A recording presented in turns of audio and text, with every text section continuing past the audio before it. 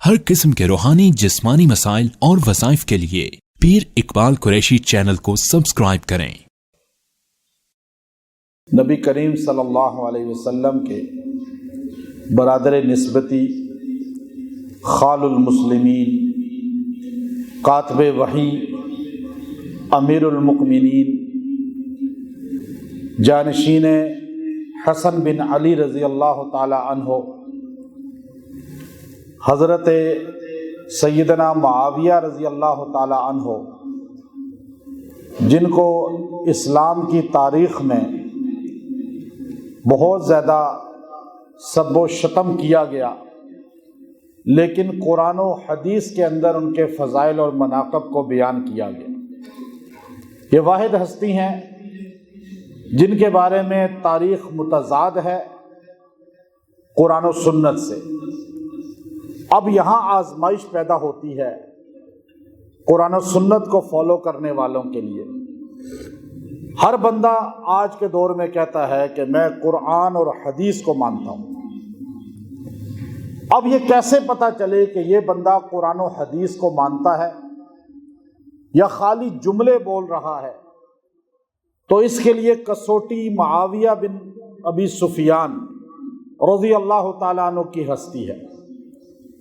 جو قرآن و سنت کو فالو کرنے والا ہوگا، قرآن و حدیث کو فالو کرنے والا ہوگا اور اس کو صحیح سمجھتا ہوگا، خالی سنی سنائی باتوں پہ چلنے والا نہیں ہوگا، وہ تو معاویہ رضی اللہ تعالی عنہ کی عظمت کا اقرار کرے گا، اظہار کرے گا اور اس کو بیان کرے گا۔ لیکن جو تاریخ کا پجاری ہوگا اور تاریخ کو ہی کسوٹی بنا کر زندگی گزار رہا ہوگا، ہسٹری کی کتابیں پڑھ کے عقیدہ بنا لے گا، تاریخ کی کتاب پڑھ کے اپنا نظریہ قائم کر لے گا، قرآن و حدیث سے اسے ناآشنائی ہوگی، تو وہ معاویہ رضی اللہ تعالی عنہ کا منکر اور سب و شتم کرتا آپ کو نظر آئے گا۔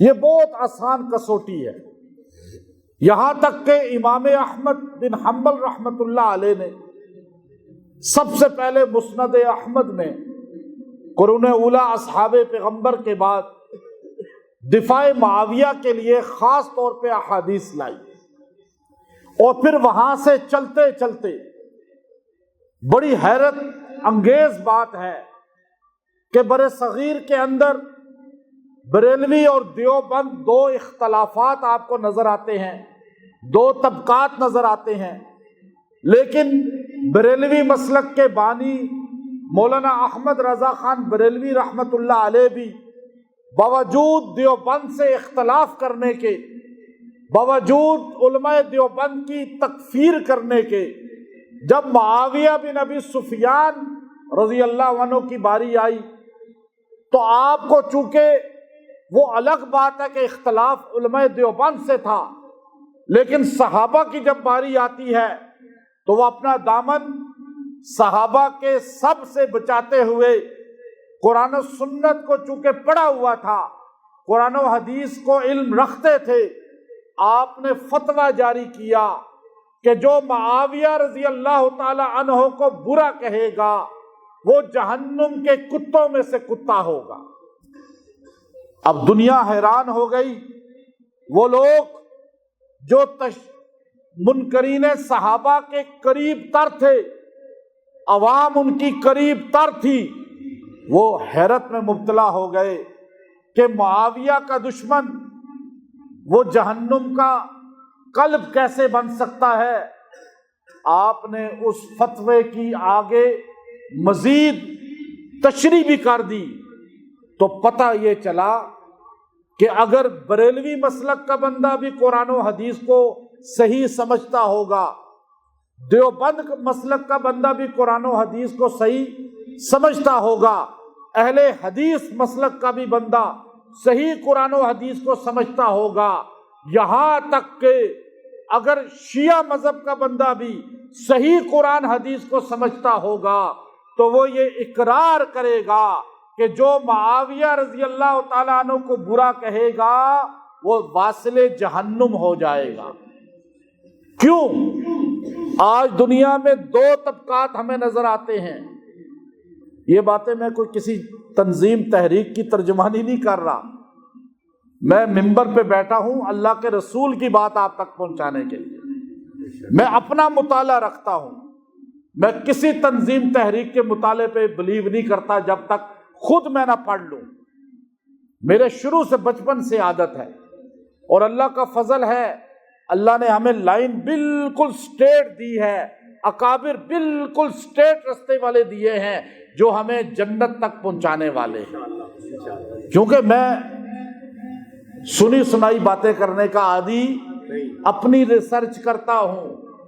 اگر معاویہ رضی اللہ تعالی عنہ کے دل میں حسنین کا بغض ہوتا، رب محمد کی قسم میں معاویہ کو نہ مانتا، کیونکہ حسنین میرے لیے ان سے مقدس ہیں یا نہیں؟ علی ان سے مقدس ہیں، علی میرے لیے معاویہ بن ابی سفیان سے افضل ہیں، حسن میرے لیے معاویہ بن ابی سفیان سے افضل ہیں، حسین میرے لیے حضرت معاویہ سے افضل ہیں۔ لیکن کیا کروں، جب کشف الغمہ کھولتا ہوں، جب جلاء العیون کھولتا ہوں ان کی کتابیں، اور تبری کھولتا ہوں اپنی کتاب، اور ابن خلدون کھولتا ہوں اپنی کتاب، ترمذی کھولتا ہوں، مسند احمد کھولتا ہوں، تو مجھے ملتا ہے حسن بن علی نے معاویہ بن ابی سفیان کے ہاتھ پہ بیعت کی ہے، تو میں بھی اسی سے بیعت کرتا ہوں جس سے مولا حسن بیعت کرتے ہیں۔ ہم بھی اسی کو پیر مانتے ہیں جس کے ہاتھ پہ مولا حسن نے بیعت کی ہے، مولا حسین نے بیعت کی ہے، اہل بیت نے بیعت کی ہے۔ اگر حسن معاویہ رضی اللہ کو نہ مانتے، میں بھی نہ مانتا، آپ بھی نہ مان، میں آپ کو بھی ترغیب نہ دیتا، کیونکہ میں اہل بیت کا غلام ہوں، صحابہ کا غلام ہوں۔ اہل بیت پہلے ہیں، گھرانہ نبی کا پہلے ہے۔ میں نے پوری ریسرچ کی، تاریخ کی ساری کتابیں ان کی بھی پڑھی، لیکن کہیں نہیں ملا کہ مولا حسن نے ان کے ہاتھ پہ بیعت نہ کی ہو۔ اب بتائیے تو صحیح، جو قرآن پڑھنے والا ہے، ہمارے پاس تو قرآن ہے نا، ہمارے پاس حدیث ہے۔ آج میں قرآن سے بات کروں گا شان معاویہ کی، اگلے جمعے حدیث سے بات کروں گا۔ آپ کے سامنے جھوٹی قصے نہیں سناؤں گا، یہ منبر لوگوں کو رلا کر پیسے نکالنے کا نہیں ہے، یہ اللہ کے نبی کا پیغام سنانے کے لیے ہے۔ جب سے منبر والے رونے دھونے اور رو دھلا کر پیسے نکلوانے والے بن گئے، تب سے قرآن و حدیث ان سے نکل گئی۔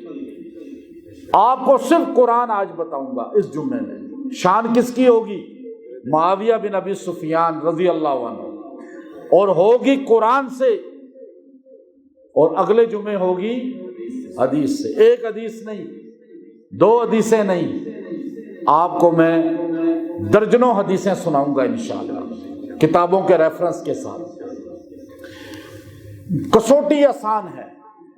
میں نے بڑے بڑے علماء کو بھی دیکھا، بڑے بڑے اسکالرز کو دیکھا، بڑے بڑے لیکچرر کو دیکھا، ڈاکٹرز کو دیکھا، انجینئر کو دیکھا، بزنس مین کو دیکھا، پوری دنیا کے مسالک والوں میں جس کو بھی اس میں فرق نہیں ہے، چاہے عالم ہو، چاہے ڈاکٹر ہو، چاہے انجینئر ہو، چاہے وہ بزنس مین ہو، چاہے سیاستدان ہو، چاہے جرنیل ہو، چاہے پولیس مین ہو، اگر اس کا مطالعہ قرآن و حدیث پر مضبوط ہے تو وہ معاویہ کا غلام ہے۔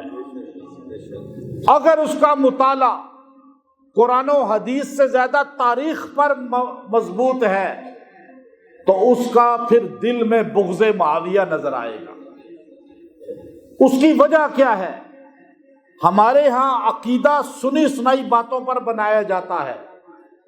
بندہ میڈیا میں بیٹھا اور آپ کو اس نے کہا کہ فلاں کتاب فلاں کتاب، اور اگر آپ علم نہیں رکھتے وہ کتاب لا کر خرید کر کھول کر دیکھیں، بغض معاویہ والا جتنے ریفرنس دے رہا ہوگا میں چیلنج کر کے کہتا ہوں سارے جھوٹے ہوں گے، اس لیے کہ ان کی کتابیں بھی تعریف کرتی ہیں، ہماری کتابیں بڑی بھی تعریف کرتی ہیں۔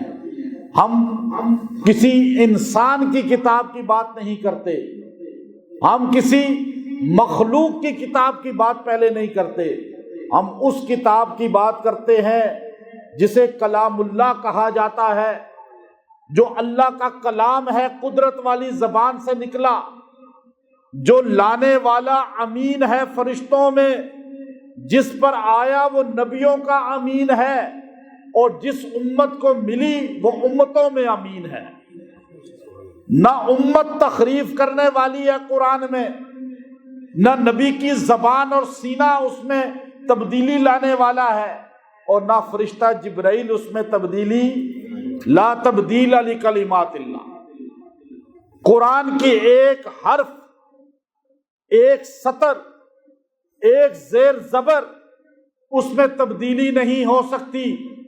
جیسے اللہ نے نازل کیا، اللہ نے قرآن اتارا، اور قرآن میں فرمایا فی صحف مکرمہ مرفوعۃ مطہرہ بأیدی سفرہ کرام بررہ، اس کے بعد کا قتل الانسان ما اکفرہ، اے انسان تو ہلاک ہو جائے، تو تباہ ہو جائے، تو برباد ہو جائے، کس طرح ناشکری کرتا ہے۔ اللہ نے جن کو شان دی تو ان کی شان نہیں مانتا، اللہ نے جس کو مقام دیا تو اس کا مقام نہیں مانتا۔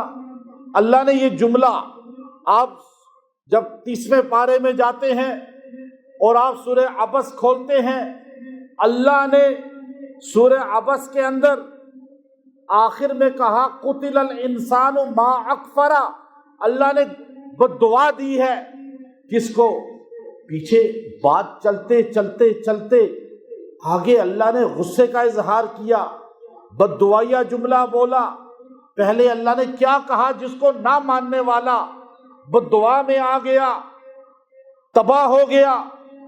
یاد رکھیے گا یہ عقیدہ اتنا اہم ہے، اگر اس عقیدے میں کمزوری آ گئی، بندہ کروڑ بیج لگا لے کہ میں سنی ہوں، میں اہل سنت ہوں، وہ اہل سنت نہیں ہوگا جب تک اس آیت پر ایمان نہیں ہوگا، اس آیت کو نہیں سمجھے گا، وہ اہل سنت والجماعت محمد عربی صلی اللہ علیہ وسلم کی جماعت میں شامل نہیں ہوگا۔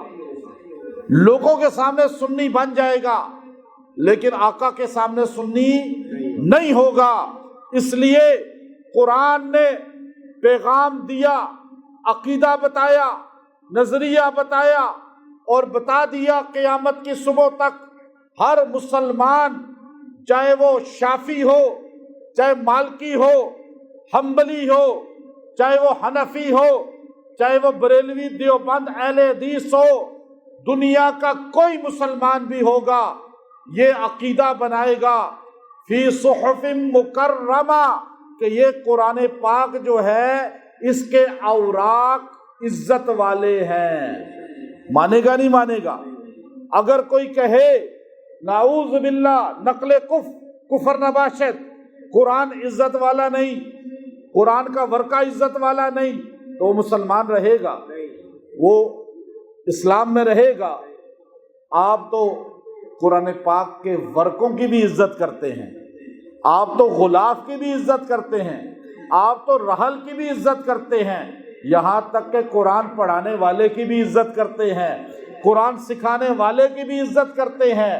قرآن پاک سے جس کی نسبت ہو گئی اس کی عزت کرتے ہیں نہیں کرتے؟ کیوں کپڑے کو چوم رہے ہیں؟ قرآن سے جڑا ہے۔ کیوں لکڑی کو چوم رہے ہیں؟ قرآن سے جڑی ہے۔ آپ نے قرآن پاک کے کاغذ کی عزت کی، اس کے غلاف کی عزت کی۔ اب سنیے فی صحف مکرمہ، چونکہ اللہ نے کہا ہے نا کہ یہ عزت والا ہے، تو جس کو اللہ عزت والا کہے ہم عزت کیوں نہ کریں؟ اب جس کو اللہ نے کہا عزت والا ہے، مکرم ہے، اس کی عزت ہم کریں گے تو ہم بھی عزت والے بن جائیں گے۔ قرآن کو ہم کیوں پکڑتے ہیں عزت سے؟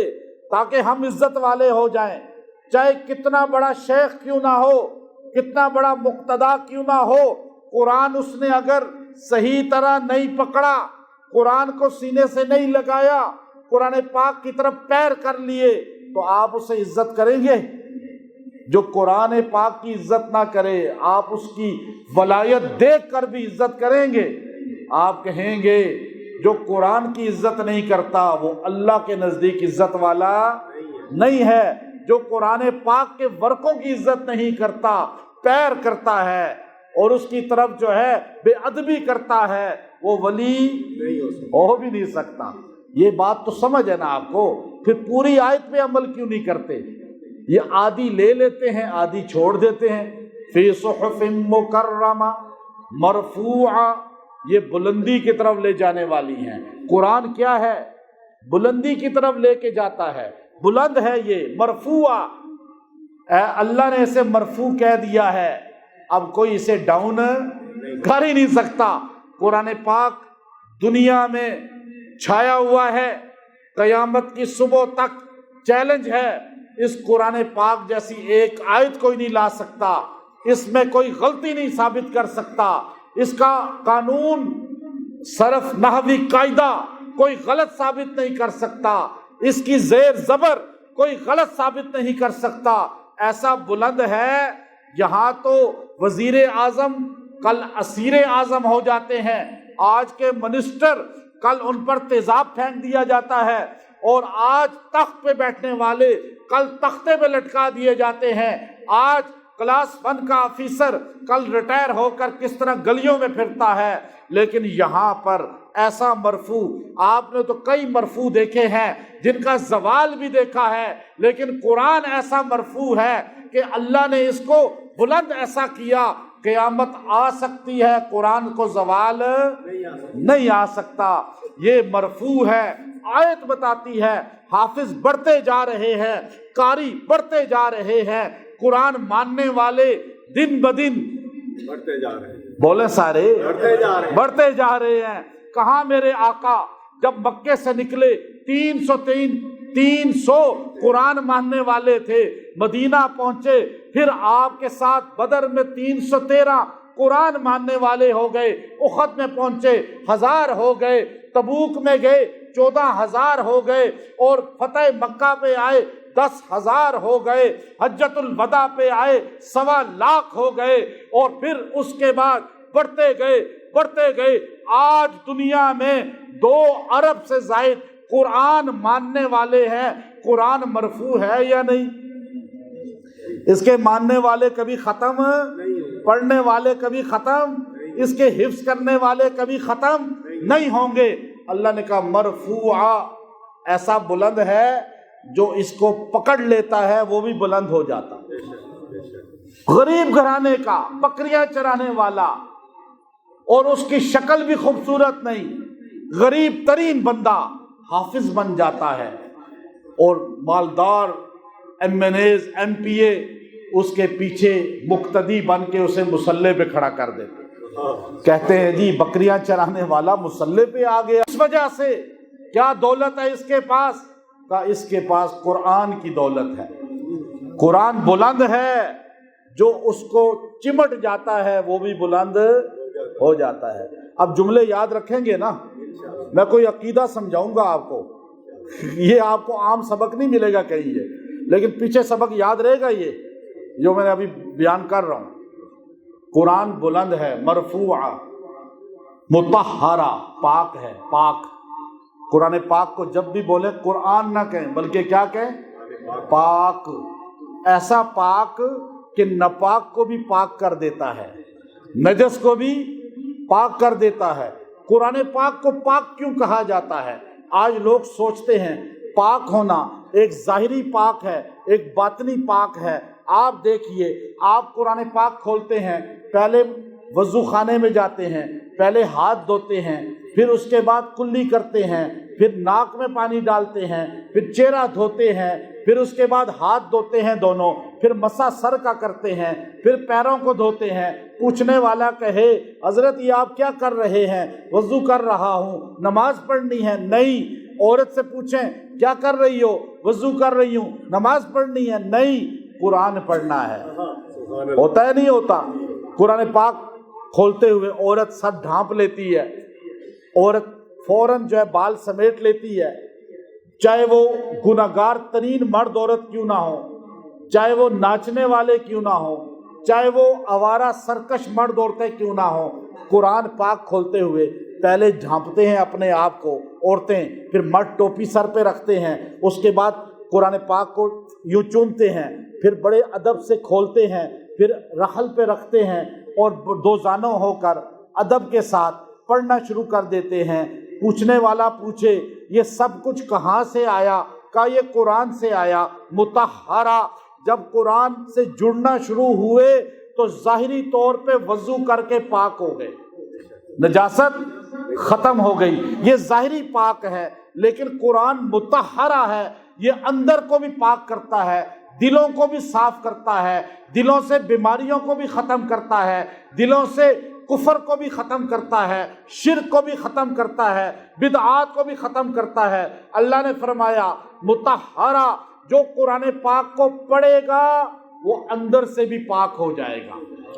اب میں نے جو پہلے جملہ بولا، جو معاویہ بن ابی سفیان رضی اللہ تعالی عنہ کو نہیں مانے گا، بغض رکھے گا، اس بندے کی نشانی بتا دیتا ہوں، وہ قرآن و حدیث سے ناآشنا ہوگا، اسے نہیں صحیح طرح پڑھنا جانتا ہوگا۔ جو قرآن پاک اور حدیث کو ترجمے کے ساتھ جانتا ہوگا اسے پتہ ہوگا کہ معاویہ کی شان کیا ہے۔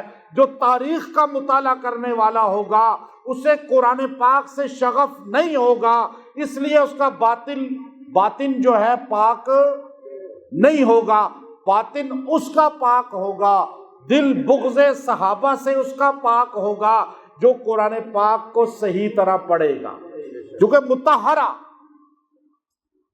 قرآن پڑھنے والا ہو، قرآن پاک پہ چلنے والا ہو، اور وہ کسی بھی مسلک کا ہو نہیں سکتا کہ وہ امیر معاویہ کا دشمن ہو، کیونکہ قرآن کہہ رہا ہے نا۔ میں نے آپ کو اعلیٰ حضرت کا بتا دیا، میں اپنے اکابر کا نام نہیں لیتا ابھی، آپ تک آپ کو سمجھ آئے، ہمارے اکابر تو مانتے ہیں سارے، اور تاریخ حدیث بتاتی ہے۔ اب مطہرہ، اب جب قرآن پاک ہے، قرآن پاک کا ورقہ بھی پاک ہے، قرآن پاک کا رحل بھی پاک ہے، قرآن پاک کا جو ہے وہ غلاف بھی پاک ہے، قرآن پاک جو پکڑ لیتا ہے آپ اسے ناپاک کہتے ہیں یا پاک کہتے ہیں؟ قرآن پاک جو کھول کے پڑھ رہا ہوتا ہے تو آپ اسے پاک کہتے ہیں ناپاک کہتے ہیں؟ قرآن پاک جس غلاف میں آ جائے آپ اسے ناپاک کہتے ہیں یا پاک کہتے ہیں؟ اب جس ہاتھ میں قرآن آیا آپ اسے پاک کہتے ہیں، اور جس ہاتھ نے لکھا وہ ناپاک کیسے ہو سکتا ہے؟ سبحان اللہ، وہ ہاتھ ناپاک کیسے ہو سکتا ہے؟ سمجھ گئے نہیں سمجھے؟ ہمارے سنیوں کی بڑی المیہ یہ ہے کہ سمجھتے لیٹ ہیں، اور وہ دوسرے والے ہوتے نا تو ابھی 10-10 ہزار روپیہ مجھے دے رہے ہوتے، آپ سبحان اللہ بھی نہیں کہتے۔ 10,000 تو آپ نے کبھی دینے ہی نہیں ہے، مجھے پکا پتہ ہے، وہ آپ بھاگ ہی جائیں گے، اگلے جمعے آئیں گے ہی نہیں۔ 10,000 کی تو بات ہی ختم ہے، سبحان اللہ تو کہنا، تاکہ پتہ چلے کہ آپ کو ویسے وہ پیسے بہت دیتے ہیں۔ میرا کبھی دل کرتا ہے کہ ادھر بھی ایک بار چلا جاؤں، پیسے تو بہت آ جائیں گے نا۔ آپ سے کیا ملتا ہے ہمیں؟ سبحان اللہ بھی نہیں ملتی، لیکن آپ سنی ہیں، مجھے محبت اس لیے ہے کہ آپ سنی ہیں، لیکن سن والے سنی ہیں، اور انشاءاللہ آپ صحیح سنی بن جائیں گے، انشاءاللہ بن تو گئے ہیں ویسے کافی حد تک۔ اب آپ دیکھیے قرآن نے کیا کہا، مطہرہ، مطہرہ، بات سمجھ آ گئی؟ مطہرہ تک آج بات صرف قرآن سے ہوگی، مطہرہ۔ اب اللہ نے قرآن کی تشریح کر دی، آپ اتنا تو مان گئے نا، چاہے کوئی بھی عقیدہ ہے آپ کا، چاہے ذاکر ہے، چاہے اسکالر ہے، چاہے اینکر ہے، چاہے شیخ ہے، چاہے شیخ الحدیث ہے، چاہے شیخ التفسیر ہے، چاہے علامہ ہے، چاہے کوئی بھی ہے، مربی ہے، یہاں تک وہ ڈنڈی نہیں مارے گا، یہاں تک آپ کے سامنے قرآن کی آیتیں پڑھ کے سنائے گا، فی صحف مکرمہ مرفوعۃ مطہرہ۔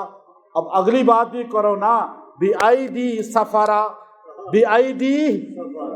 جب قرآن پاک ہے تو قرآن لکھنے والا بھی، جب قرآن مقدس ہے تو لکھنے والا بھی، جب قرآن عظمت والا ہے تو قرآن لکھنے والا بھی، جب قرآن پاک جو ہے شان والا ہے تو قرآن لکھنے والا بھی، جب قرآن بلند ہے تو لکھنے والا بھی۔ تو جس ہاتھ نے قرآن لکھا اس معاویہ کو کیوں نہیں مانتے؟ اللہ کاتب وحی کو کیوں نہیں مانتے؟ جس کا ذکر قرآن کرے، میں نے پہلے کہا تھا جو قرآن پڑھے گا وہ معاویہ بن ابی سفیان رضی اللہ تعالیٰ عنہ کو مانے گا۔ جو قرآن پاک سے ناآشنا ہوگا اس بیچارے کے لیے ہم دعا کرتے ہیں اللہ اسے قرآن سے جوڑ دے۔ اور اب دیکھیں بِأَيْدِي سَفَرَہ، بِأَيْدِي سَفَرَہ، یہ جو ہاتھ ہے نا لکھنے والے، وہاں فی صحف مکرمہ، یہ مکرم ہے قرآن کا صفحہ مصحف، بِأَيْدِي سَفَرَہ، اور ہاتھ جو لکھنے والے ہیں یہ روشن ہے۔ اب یہ سوچنے کی بات ہے، اللہ نے مکرمہ اور یا سفرہ، قرآن کیا ہے؟ نور ہے۔ نور ہے یا نہیں؟ اب آپ کو نظر آتا ہے نور؟ اب آپ کو تو یہ بلب نور نظر آتا ہے کہ اس کی روشنی پھیل رہی ہے۔ قرآن پاک کی روشنی کتنی ہے آپ کو نہیں پتا۔ قرآن پاک کی روشنی پتہ چلے گی قبر میں، یہاں اس کا نور دنیا میں سما نہیں سکتا، یہ دنیا اس قابل ہی نہیں ہے۔ حشر میں پتہ چلے گی، پل صراط پہ پتہ چلے گی قرآن کی نورانیت، جنت میں نظر آئے گی۔ یہ نور دنیا کا ہے، اسے بھی نور کہا جاتا ہے، سورج کو بھی نور کہا جاتا ہے۔ یہ تشریح الگ ہے، کبھی کسی وقت کروں گا نور کی تشریح۔ پیغمبر کو بھی نور کہا جاتا ہے، پیغمبر کے اعمال نورانی ہیں، پیغمبر کی سنتیں نورانی ہیں، پیغمبر کے اعمال بھی نورانی، قرآن پاک کے الفاظ بھی نورانی۔ اللہ نے کہا قرآن نور ہے، نور چمکتا ہے۔ یا اللہ ہمیں کیا پتا نور چمکتا ہے؟ کہ اگر نور کا چمکنا دیکھنا ہے تو قرآن لکھنے والے ہاتھوں کو دیکھ لو۔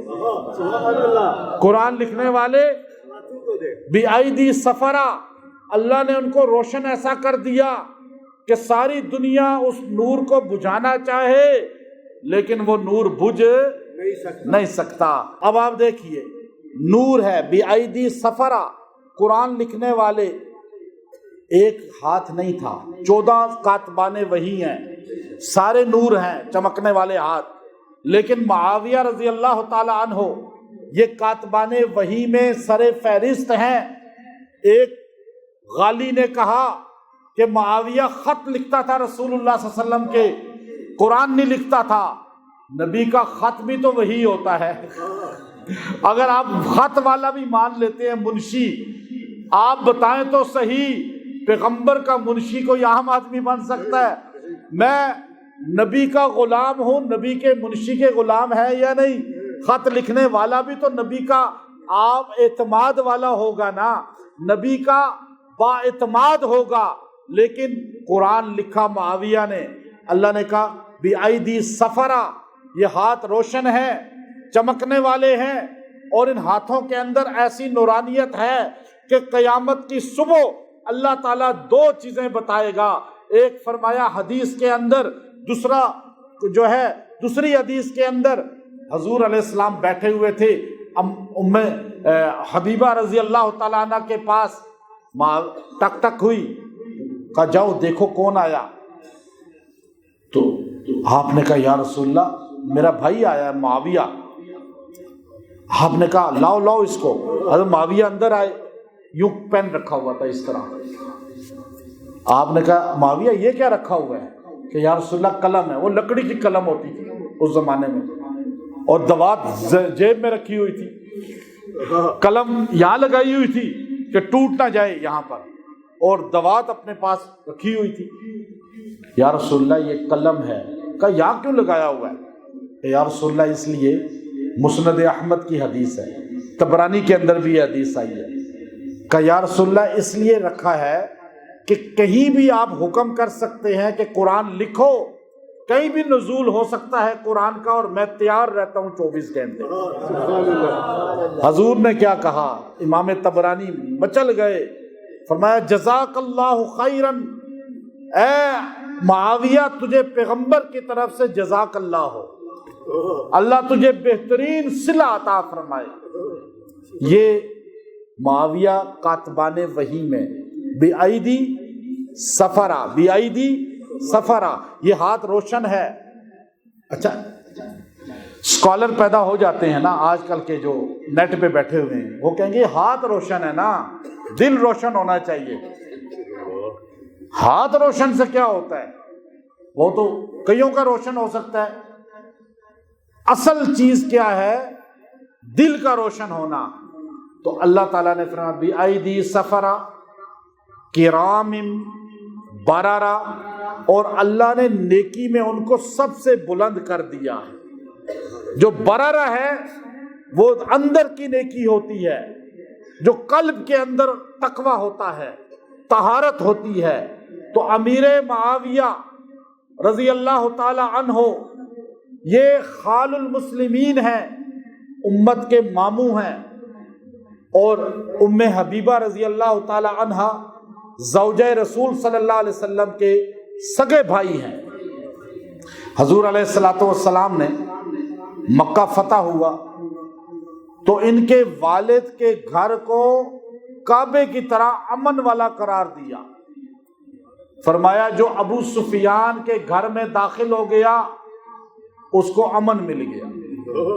اچھا اب یہاں پہ فرمایا کہ کرام بررا، ان کا اندر بھی اللہ نے چھانٹا، باہر بھی اللہ نے چھانٹا، اندر بھی ان کا صاف نکلا، باہر بھی صاف نکلا۔ قرآن لکھنے والوں کے ہاتھ بھی روشن، کرام بررا کہہ کے تعریف کیوں کی؟ کہ یہ خیانت کرنے والے نہیں ہیں کہ زیر زبر کی زیادتی کر دیں، الفاظ کی زیادتی کر دیں یا تبدیلی کر دیں آیات میں۔ فرمایا اللہ نے ان کو ظاہراً باطناً ہر طرح سے بالکل اپنی حفاظت میں لے لیا تھا۔ اور حضور علیہ الصلوۃ والسلام معاویہ رضی اللہ تعالیٰ عنہ سے بہت محبت فرماتے تھے، اور آپ کئی بار حضور علیہ السلام کو وضو کرایا، کئی بار حضور علیہ الصلوۃ والسلام کا سامان اٹھایا، کئی بار حضور علیہ الصلوۃ والسلام کے گھوڑے کی لگام پکڑ لی، کئی بار حضور علیہ الصلوۃ والسلام کے لیے خدمت میں متعین ہو گئے۔ حالانکہ معاویہ کوئی عام آدمی نہیں تھے۔ اگر آپ ہسٹری کا مطالعہ کریں تو معاویہ رضی اللہ تعالیٰ عنہ بچپن سے شہزادے تھے، کوئی غریب گھرانے کے نہیں تھے، کوئی مزدور گھرانے کے نہیں تھے۔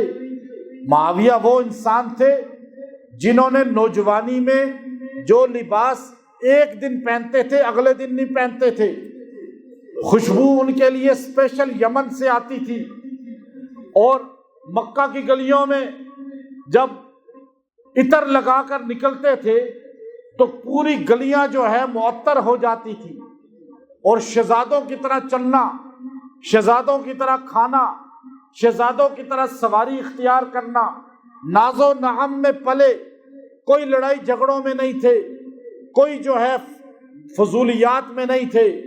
ابو سفیان مکہ کا سردار تھے اور معاویہ اس کے گھر میں پیدا ہوئے، اور آپ نوجوانی ہی میں سرکار دو عالم صلی اللہ علیہ وسلم کی خدمت میں آ گئے۔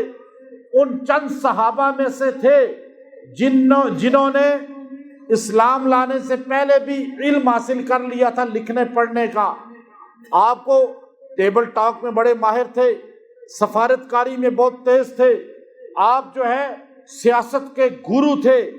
سیاست، آپ یہ جو سیاست میں جتنا دشمن کو سمجھنا، دشمن کی چالیں سمجھنا اور دجل فریب کو سمجھنا، اور آپ نے سیاست میں اتنی پی ایچ ڈی اس زمانے کی ہوئی تھی کہ کیسر روم جیسا بندہ وہ کہتا تھا کہ معاویہ کے ہوتے ہوئے ہم عمر بن خطاب کا کوئی نقصان نہیں کر سکتے۔ یہی وجہ ہے ابن کثیر رحمت اللہ علیہ نے البدایہ والنہایہ کے اندر لکھا کہ حضرت عمر رضی اللہ تعالی عنہ نے فرمایا کہ اللہ نے معاویہ کو اس امت کا کیسر روم بنا دیا ہے کہ کیسر روم بڑی ٹھاٹھ والا تھا، بڑی شان و شوکت والا تھا، اس کے پاس بڑی اسلحہ، بہت زیادہ فوج، بہت زیادہ جو ہے اس کے پاس جو ہے اپنے محب تھے، جانثار تھے۔ کیسر روم جو تھا اس کے پاس اپنی ٹیم بڑی اسٹرانگ تھی۔ جب یزید بن ابی سفیان رضی اللہ عنہ، یہ ابو سفیان کے بیٹے تھے، معاویہ رضی اللہ عنہ کے بڑے بھائی، یہ جب انتقال کر گئے تو عمر بن خطاب رضی اللہ تعالی عنہ نے معاویہ رضی اللہ تعالی عنہ کو اپنے بھائی کی جگہ دمشق کا، شام کا گورنر بنا دیا۔ اب بھائی نے فتوحات کی تھی، بڑے صحابہ میں سے ہیں ان کے بھائی، یزید دو ہیں، ایک یزید بن ابی سفیان اور ایک یزید بن معاویہ۔ ہم یزید بن معاویہ کو نہیں مانتے، ہم اس کو وہ الگ بتاؤں گا۔ اب یزید بن ابی سفیان رضی اللہ عنہ کا انتقال ہوا، امیر معاویہ رضی اللہ تعالیٰ عنہ کو گورنر بنا دیا گیا ملک شام کا۔ حضرت عمر رضی اللہ تعالیٰ عنہ نے 10 سال تک اپنے پورے زمانہ میں اعتماد کیا، کس پر؟ معاویہ رضی اللہ عنہ۔ حضرت عثمان رضی اللہ تعالیٰ عنہ نے 12 سال اعتماد کیا معاویہ رضی اللہ عنہ۔ انہوں نے خط لکھے، امیر المومنین آپ مجھے جہاد کے لیے اجازت دیں، جہاد کے لیے۔ تو آپ نے کہا کہاں جہاد کرو گے؟ کہا سمندروں میں۔ بخاری کی حدیث ہے، آقا علیہ السلام نے فرمایا میرا پہلا لشکر جو سمندروں میں جہاد کرے گا اس پہ جنت واجب ہے۔ اور امیر معاویہ نے، اب یہ حدیثیں اگلے انشاءاللہ میں بتاؤں گا، جمعے کو پوری حدیث بتاؤں گا، پہلا لشکر سمندروں میں اتارا۔ کیسر روم بھی حیران ہو گیا، دھنگ رہ گیا، اس کے پاس تو 600 جہازوں کا بحری بیڑا تھا اور معاویہ رضی اللہ عنہ کے پاس 1800 جہازوں کا بحری بیڑا تھا۔ اور اسلام کی فتوحات وہ پھر آگے بڑھی، اور ہوتے ہوتے آپ کو میں حیرت کی بات بتاؤں، آپ نے آگے بڑھتے بڑھتے 44 لاکھ مربع میل تک اسلام پہنچا دیا۔ دور عثمان میں آپ نے قیصریہ شہر جس میں 1 لاکھ فوجی روزانہ گشت کرتے تھے اس کو فتح کیا۔ آپ نے اسلام کے لیے جنگیں لڑی، اور حیرت کی بات یہ ہے آپ نے 2 جنگیں یاد کی ہوئی ہیں۔ مسلمانوں نے کتنی جنگیں امیر معاویہ کی یاد کی ہوئی ہیں؟ جنگ صفین اور جنگ جمل۔ اور جی مولا علی سے لڑائی ہوئی، سیدہ عائشہ سے لڑائی ہوئی رضی اللہ عنہ۔ آپ نے 2 جنگیں یاد کی ہوئی ہیں، 2000 جنگیں لڑی ہیں معاویہ رضی اللہ عنہ۔ یہ 2 جنگیں تو منافقین نے کرائی تھی، نہ عائشہ رضی اللہ عنہ لڑنا چاہتی تھی اور نہ معاویہ رضی اللہ عنہ، نہ علی رضی اللہ عنہ۔ ہمارا عقیدہ ہے رحماء بینہم ہی ہیں، یہ بیچ میں اندر جو بندے گھسے ہوئے تھے، وہ پوری تاریخ ہے، اس پہ پورا جمعہ ہو سکتا ہے۔ اصل وجہ کیا تھی؟ 2 جنگوں کا ذکر آپ کرتے ہیں، 2000 جنگوں کا ذکر کیوں نہیں کرتے؟ آپ کیوں نہیں بتاتے کہ چائنا تک کون لشکر لے کر آیا تھا؟ آپ کیوں نہیں بتاتے قتیبہ بن مسلم جو بعد میں آیا وہ معاویہ کے لشکر ہی کی وجہ سے تھا؟ سنان بن سلمہ صاحب بابا پشاور میں جو دفن ہے صحابی جو پشاور تک اسلام پہنچایا، یہ معاویہ رضی اللہ عنہ کے لشکر کا امیر صحابی تھا۔ آپ کیوں نہیں بتاتے کہ بامیان کو فتح کرنے والا اور پھر کابل تک آنے والا لشکر معاویہ ہی تھا، اور افغانستان سے آگے رشیا کے علاقوں کو فتح کرنے والا یہ لشکر معاویہ ہی تھا، افغانستان سے آگے ازبکستان، تاجکستان، کرغزستان اور پھر ترکی کے بارڈر تک قسطنطنیہ، استنبول میں پہنچنے والا لشکر معاویہ ہی تھا. اس سے آگے چلے جائیں آپ کو افریقہ کے جنگلوں میں آپ کو امیر معاویہ کا لشکر جاتا ہوا نظر آئے گا.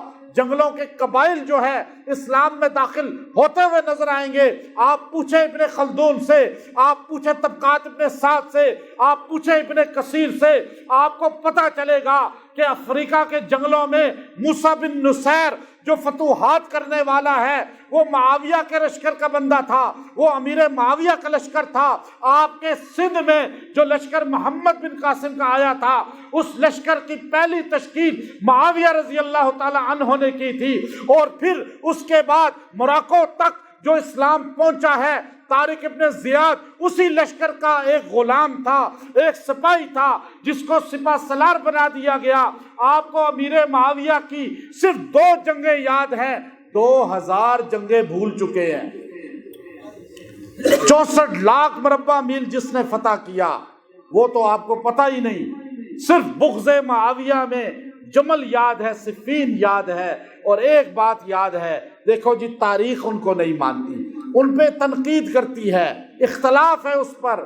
آپ کہتے ہیں نا اختلاف ہے, اسکالر یہی کہتا ہے نا, آپ تو نہیں کہتے, اسکالر کہتا ہے نا, منافق کہتا ہے نا کہ دیکھو جی معاویہ کو ہم اس لیے نہیں مانتے کہ وہ اختلافی شخصیت ہے. نہیں, اختلافی شخصیت ایسے ہوتی. آپ قرآن کھولیں, اوپر سے آئیں, حابیل اور قابیل میں ایک اختلافی تھا نا, دونوں اختلافی ہو گئے نا. قابیل نے قتل کیا حابیل کو, حابیل پہ اختلاف ہوا نہیں ہوا کہ دونوں کا اختلاف تھا نا, تو آپ حابیل کا انکار کریں گے کہ اختلاف ہو گیا جی. آپ آگے آئیں, نوح علیہ السلام کا بیٹا نہیں مان رہا, اختلاف کر رہا ہے, تو آپ نوح علیہ السلام کا انکار کریں گے. آپ تھوڑا آگے آئیں, آپ دیکھتے ہیں کہ حضرت یوسف علیہ السلام کے بھائی آپ کو نہیں مان رہے, تو کیا آپ اختلاف کریں گے یوسف علیہ السلام سے؟ اور آگے بڑھیں, ایک پیغمبر ہے ابراہیم علیہ السلام, ان کا والد آزر نہیں مانتا, خاندان نہیں مانتا, تو کیا آپ ابراہیم علیہ السلام کا انکار کریں گے؟ اس سے آگے بڑھیں, آپ کو پیغمبر ملیں گے جن میں قوم نہیں مان رہی, برادری نہیں مان رہی, وہ لوگ نہیں مان رہے, اپنی بیوی لوط علیہ السلام کو نہیں مان رہی, اپنی بیوی نوح علیہ السلام کو نہیں مان رہی, تو کیا آپ موسیٰ علیہ السلام کے وہ لوگ جو آپ کو شہید کرنا چاہتے تھے آپ اختلاف کر دیں گے؟ آپ کہیں گے ہم پیغمبر علیہ السلام کو اس لیے نہیں مانتے کہ آپ کے چچا نے نہیں مانا, آپ کے فلاں نے نہیں مانا. پہلے دیکھنا یہ ہوگا اختلاف کرنے والے کی ویلیو کیا ہے. اختلاف کرنے والے کی بات سمجھے نہیں سمجھے؟ یہ بات آج تک سنیوں کو کسی نے نہیں بتائی ہوگی. اختلاف نہیں کرنا. میں اگر کسی صحابی سے نعوذ باللہ اختلاف کروں تو میری ویلیو تو اس کے جوتے کے ذرے کی بھی نہیں ہے, تو میری کیا ویلیو ہے میں صحابہ سے اختلاف کروں؟ میں صحابہ تو دور کی بات ہے, میں عبد القادر جیلانی رحمۃ اللہ علیہ کے قابل بھی نہیں ہوں اختلاف کرنے کے. ہے یہ بات یا نہیں؟ میں سمجھا رہا ہوں آپ کو, کوئی بات سمجھ آ رہی ہے؟ کوئی بندہ آج اٹھ کے کہے میں معین الدین چشتی اجمیری کو نہیں مانتا, آپ دیکھیں نہ ماننے والے کی ویلیو بھی تو کوئی ہونی چاہیے نا, اس کے کوئی آگے پیچھے نسل کا بھی تو پتہ ہونا چاہیے کہ نسل کیا ہے, یہ نطفہ کیا ہے. معاویہ رضی اللہ تعالی عنہ اختلاف کرنے والا تعارف تو کرائے کہ تمہارا والد کون ہے. کیا بات ہے, سنی تو سمجھ گئے ہوں گے. کیا بات ہے, کیا بات ہے. دادا کون ہے, پردادا کون ہے, حلال کتنا کھایا ہے. میں آج رب کعبہ کی قسم یہ بات بتاتا ہوں, جو صحابہ سے بغض رکھتا ہے اس کی نسل کبھی پاک نہیں ہوتی. بے شک بے شک بے شک, مشکوک ہی ہوتی. بے شک, کیونکہ صحابہ نبی کے غلام ہیں اور ہم نبی کے غلاموں کے غلام ہیں. معاویہ رضی اللہ تعالیٰ عنہ سے اختلاف ہو گیا, کس کا ہوا؟ کس کا ہوا؟ حضرت بولنے سارے علی رضی اللہ تعالیٰ. مولا علی سے آپ زیادہ پیار کرتے ہیں یا مولا حسن زیادہ پیار کرتے ہیں؟ آپ بتائیں سارے. مولا علی کا میں زیادہ محب ہوں یا مولا حسن زیادہ محب ہے؟ بیٹا جنت کے نوجوانوں کا سردار، ہماری آنکھوں کا نور، ہمارے دل کا سرور، ہمارے سر کا تاج، مولا حسن معاویہ رضی اللہ کے ہاتھ پہ ہاتھ رکھ کے بیعت کرے، اور آج کا مسلمان کہے کہ میں نہیں مانتا معاویہ کو، تیری اوقات کیا ہے؟ جب باپ علی کا بیٹا حسن اپنے باپ سے زیادہ پیار کرتا ہے، یا تو نام علی کا نام لے کے کمانے والا، نوٹ جمع کرنے والا، نذرانے لینے والا، ساری زندگی تم نے علی کے نام پہ نذرانے لیے، خون کدھر دیا ہے؟ خون دینے والا تو حسن ہے نا، یا کربلا میں خون دینے والا حسین ہے۔ حسین نے حسین نے یزید کا مقابلہ کیا نا، یزید غلط تھا، میں یزید کو نہیں مانتا کیونکہ وہ غلط تھا۔ مولا حسن نے جس کو غلط کہا میں اس کو غلط، جس کو اچھا کہا میں اس کو اچھا کہتا ہوں۔ اب یہ بات اختلافی نہیں ہے، اور نہیں جی اسکالر نہیں مانتے، تاریخ نہیں مانتی، تو کنعان بھی تو نہیں مانتا تھا نا نوح علیہ السلام کو، آزر بھی تو نہیں مانتا تھا ابراہیم علیہ السلام کو۔ ہم یہ کہیں گے دیکھو تو صحیح آزر کی حیثیت کیا ہے، کنعان کی، ابو جہل کی حیثیت کیا ہے، ابو لہب کی۔ ابو لہب نے کہا تبت یدا ابی، بھتیجے کو کہا، چچا نے، تو آپ چچا کو مانتے ہیں یا بھتیجے کو؟ بتائیں، آپ کہنا جی چچا نہیں مان رہا تو ہم کیوں مانیں؟ بات ہے چچا کی حیثیت کیا ہے، تبت حیثیت ہے اس کی، اللہ نے بددعا دی ہے، منہ پہ پھٹکار ہے اور معاویہ کا دشمن ہے، چہرے پہ نور ہی نہیں، اور ہم تجھے مان لیں اور ہم بیعیدی سفرہ کو انکار کر دیں۔ اسی لیے تو معاویہ اس ستارے کو کہتے ہیں جس ستارے کو دیکھ کر کتے بھونکتے ہیں، بیعیدی سفرہ، یہ جو آیت ہے نا اس کی تشریح معاویہ نام میں ہے۔ معاویہ کس کو کہتے ہیں؟ بھونکنے والے کو نہیں، غلط ترجمہ کرتے ہیں۔ معاویہ اس ستارے کا نام ہے، آپ اٹھائیں نا لغت کی کتابیں، فیروز اللغات اٹھا لیں، منجد اٹھا لیں، معاویہ اس ستارے کو کہتے ہیں جس ستارے کو دیکھ کر زمینی کتے بھونکتے ہیں اور اپنی اوقات بتاتے ہیں۔ ہم معاویہ رضی اللہ تعالی عنہ کے محبت کرنے والے ہیں اور رہیں گے۔ وآخر دعوانا ان الحمد للہ رب العالمین۔